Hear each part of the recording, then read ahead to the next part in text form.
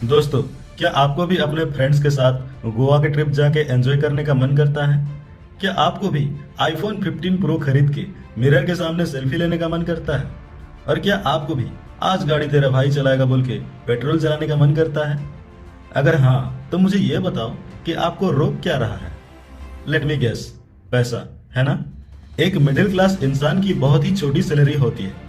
इसी वजह से वो अपनी जरूरतें पूरी करने के लिए बड़े बड़े लोन ले लेते हैं, जैसे अपने घर का लोन भरना, कार की ईएमआईज भरना, बिल्स भरना, फिर गर्लफ्रेंड या बीवी के खर्चे उठाना और भी बहुत सारी चीजें। मैं समझ सकता हूँ, और यही आप गलती कर देते हो। और सबसे बड़ी तो दिक्कत यह है कि आप बम्बानी के घर पैदा हुए हैं, अंबानी के नहीं। अगर अंबानी के घर पैदा हुए होते तो क्या ही बात होती। अब आपके पास पैसे कम हैं और खर्चे ज्यादा हैं, तो यहाँ पे लाइफ आपको दो ऑप्शन देती है। पहला, हम एक बार जीते हैं एक बार मरते हैं बोल के सारे पैसे को मजे में फूंक दो और बाकी के 20 दिन सैलरी का वेट करो। और दूसरा, पंकज उदास बन के अपने आप को आइसोलेट कर दो, सबसे अलग हो जाओ, अपने सारे बिल्स क्लियर और ये दुनिया ये महफिल मेरे काम की नहीं सॉन्ग पर वाइब करो। अगर मैं आपको बोलूं कि एक तीसरा रास्ता भी है जो आपको उन लोगों के क्लब में शामिल कर सकता है जो कि फाइनेंशियली फ्री है, जो अपने लाइफ में जो चाहते हैं वो कर सकते हैं, जहां चाहते हैं वहां पैसे खर्च कर सकते हैं, महंगे कपड़े पहन सकते हैं, महंगी गाड़ियों में घूम सकते हैं और भी बहुत कुछ। अगर आप इन 10% लोगों के अंदर शामिल होना चाहते हो, तब आपको बाकी ज्यादातर लोगों की तरह एक्ट करना बंद करना होगा और अपनी फाइनेंशियल नॉलेज को इम्प्रूव करना होगा। अपने पैसे को मैनेज करना सीखना होगा, जिससे कि आप फाइनेंशियली फ्री बन पाओ। ऑथर कहते हैं कि फाइनेंशियल फ्रीडम अचीव करना सिंपल है लेकिन इजी नहीं, क्योंकि financial freedom 80% depend of your behaviour and 20% on your knowledge. आज के इस वीडियो में मैं आपके साथ टोटल मनी मेकओवर बुक से 5 ऐसे टाइम लैप्स प्रिंसिपल सिखाने वाला हूं, जिसकी मदद से आप अपने एग्जिस्टिंग बिहेवियर को चेंज करके उन 10% लोगों में शामिल हो सकते हो जो कि फाइनेंशियली फ्री हैं। लेकिन ये कोई हैरी पॉटर की जादू की छड़ी की तरह नहीं कि आपने वेंगार्डियम लेवियोसा कहा और आपकी किस्मत बदल गई। हमें लाइफ के किसी भी एक्सपेक्ट को चेंज करने के लिए मैक्सिमम एफर्ट्स लगाना पड़ता है, लेकिन एक बार जब चीजें मोमेंटम पकड़ लेती हैं तब ये पीस ऑफ केक बन जाती है।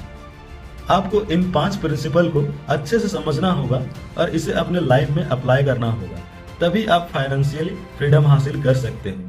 और अगर आप इसे नजरअंदाज करते हो तो आप कभी भी अमीर नहीं बन पाओगे। तो बिना किसी डिले के हम डायरेक्ट आते हैं काम की बात पर। नंबर 1, नो मोर प्रिटेंडिंग। अगर आप किसी फ्रॉक को उबलते हुए गर्म पानी में डाल दो तो वो तुरंत छलांग मार के बाहर आ जाएगा, पर वही आप उस फ्रॉक को रूम टेम्परेचर के पानी में डालो तो वो उस पानी में आराम से तैरेगा। फिर चाहे आप उस पानी के टेम्परेचर को क्यों ना धीरे धीरे बढ़ाते रहो, उस फ्रॉक को कुछ भी पता नहीं चलेगा और आखिर में वो उस गर्म पानी से मर जाएगा, पर वो बाहर नहीं आएगा। ठीक इसी तरह आपके फिजिकल हेल्थ के साथ भी कुछ ऐसा ही होता है। वो एक दिन में खराब नहीं होता, बल्कि धीरे धीरे खराब होना शुरू होता है। आपके अनहेल्दी डाइट और एक्सरसाइज ना करने की वजह से आपके बॉडी में बहुत माइनर चेंजेस आना शुरू होते हैं, जिन्हें आप जल्दी से नोटिस नहीं कर पाते, जिसके बाद आप इस छोटी चीजों को इग्नोर करके अपनी नॉर्मल लाइफ जीते जाते हो, जो कि फ्यूचर में आपके हेल्थ को बर्बाद कर देता है। ऐसा ही सिमिलर कॉन्सेप्ट आपके फाइनेंस में भी अप्लाई होता है। जैसे आप एक रात में 10 kg वेट कम नहीं कर सकते, वैसे ही आप रातों रात अमीर नहीं बन सकते, क्योंकि फाइनेंशियल कंडीशन एक झटके में खराब नहीं होती, बल्कि आपके पास्ट में लिए गए डिसीजन ने ही आपके करंट फाइनेंशियल कंडीशन को आपके सामने ला कर रखा है। इसीलिए आपको सबसे पहले अपने करंट फाइनेंशियल सिचुएशन के सारे प्रॉब्लम्स को देखना होगा और चेक करना होगा कि आपकी करंट इनकम कितनी है, आपके एक्सपेंसेस कितने हैं, आप कहां अपने पैसे सबसे ज्यादा खर्च कर रहे हो, पर मंथ आप कितना सेव कर रहे हो। इन सभी का आपको हिसाब रखना होगा। नहीं रखोगे तो आप कभी भी अपने पैसे को मैनेज नहीं कर पाओगे। चाहे आप जितना भी पैसा कमा लो, आप ज्यादा पैसे कमाने के बाद भी पैसों के लिए स्ट्रगल करते रहोगे।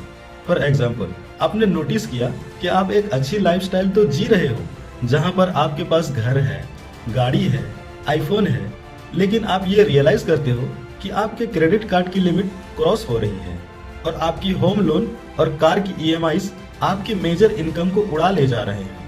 फिर भी आप शाइनी ऑब्जेक्ट सिंड्रोम का शिकार होकर नए नए चीजें खरीदते जा रहे हो। तो ये सारी चीजें बताती है कि आप अपने पैसे का सही से मैनेज नहीं कर रहे हो।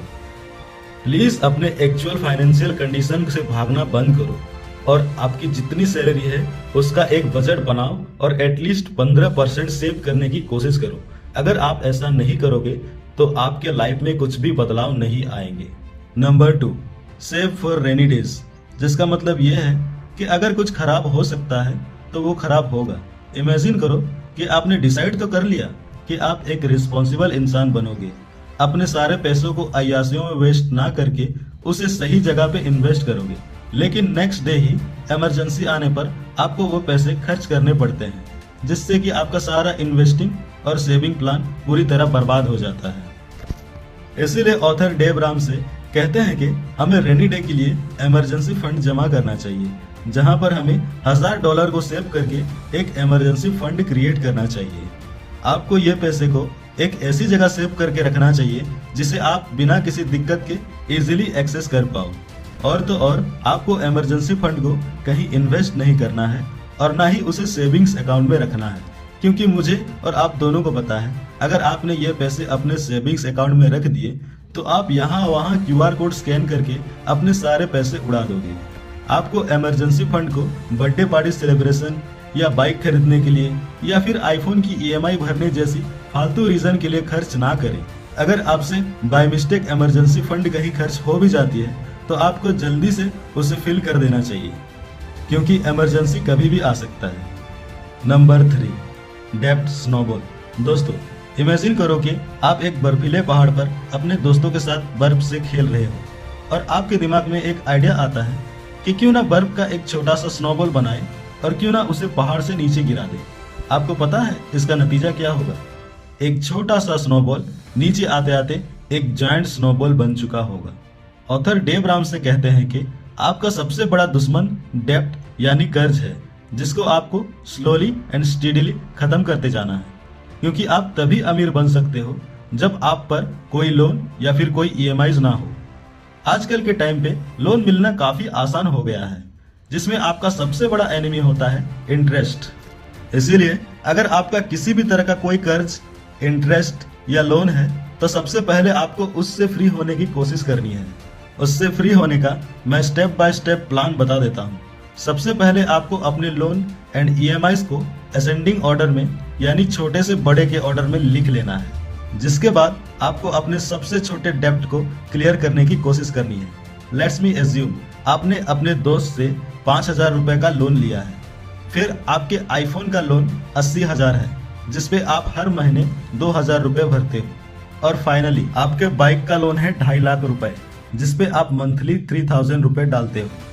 मान लीजिए कि आपकी मंथली इनकम 20,000 रुपए है, तो सबसे पहले स्टेप में आपको अपने फ्रेंड्स के सारे पैसे क्लियर कर दो, जिससे आपके सिर से एक कर्जा का बोझ उतर जाएगा और आप साइकोलॉजी और मोटिवेटेड फील करोगे और आपको जल्दी से कर्ज से मुक्त होने का मन करेगा।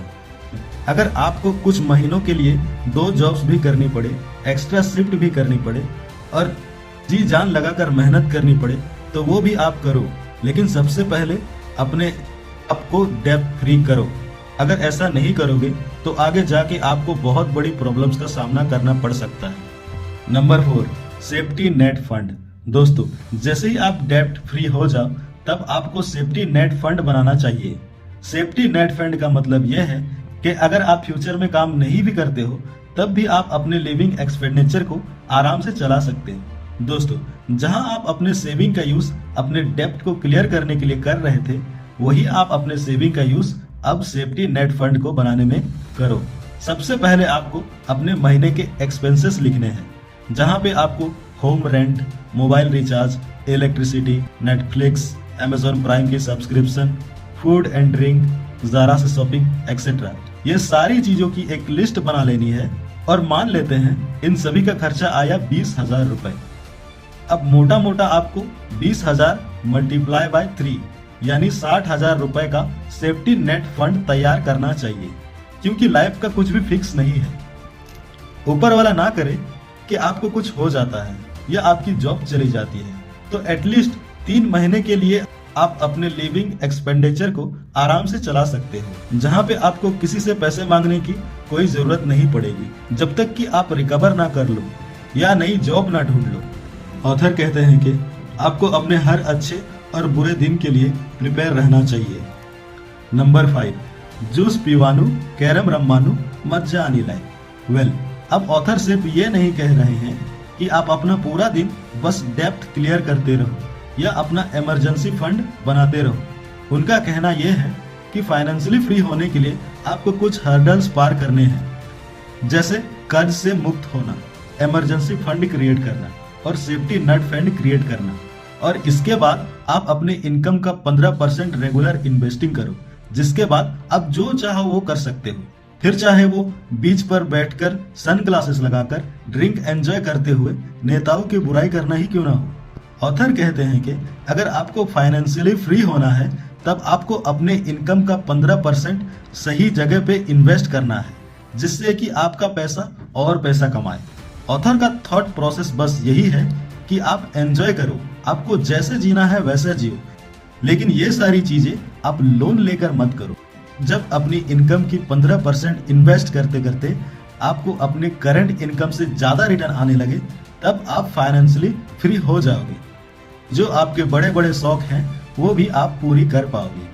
अगर आप एम्बिशियस होकर डेव रामसे के इस प्रिंसिपल को फॉलो करते हो तो वो प्रॉमिस करते हैं कि आप इजीली फाइनेंशियल फ्रीडम को हासिल कर लोगे और अपनी लाइफ को आजादी से जी पाओगे। यहाँ तक वीडियो देख रहे हो तो लाइक करने में बिल्कुल भी कंजूसी मत करना और कमेंट में यस जरूर लिखना, ताकि मुझे पता चल सके कि आपको ये वीडियो पसंद आया है। और ऐसे ही अमेजिंग वीडियोस के लिए हमारे चैनल को सब्सक्राइब करें।